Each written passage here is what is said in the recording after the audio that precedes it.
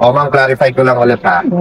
Kasi ang hahabulin natin si white hair. So may dalawang option, tama? Okay, tama. Yung isang color na, yung may highlight. Okay.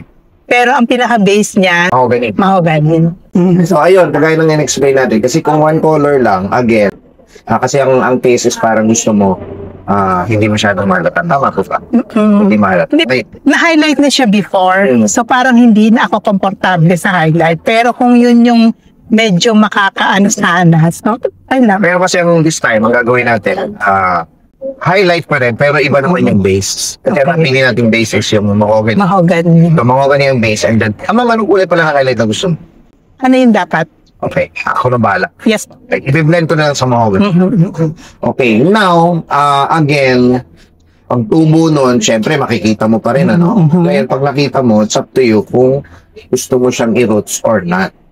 Kasi, ang purpose ng highlight, to be honest, is to prolong or pabain para hindi mo siya like.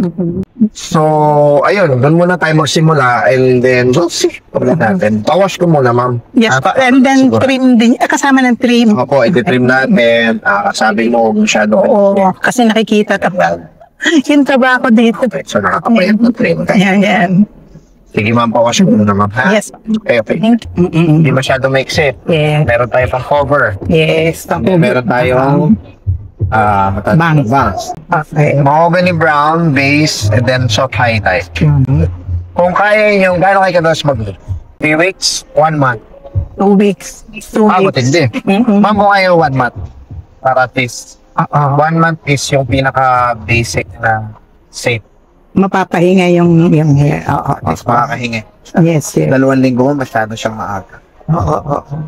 So, itanim mo sa isip mo yun na dapat 1 month namin yun. Ngayon, meron ka dyan makikita, syempre, normal yun eh, no? Oo. Kaya mo na. Hayaan lang, oo. Bakit nga ba? Pabuti mo lang, nauusi ka lang. Sanay. Nakasanayan. Oo. Thank you. Ang advantage naman 5 years from now, madami pa yung buhok mo. Ang disadvantage, pag lagi mong tinuloy yun, there's a big chance or percentage na mas thinner hair ka na 5 years from now. So, para lang. So, dati kasi makapal ang buhok ko. So, napansin ko parang minipis siya. So, yun. Posible na lahi, posible rin na lifestyle. Okay. So, sa lahi, wala tayong magagawa. Doon sa lifestyle, doon lang tayo may magagawa. Ma'am, ha? Thank you.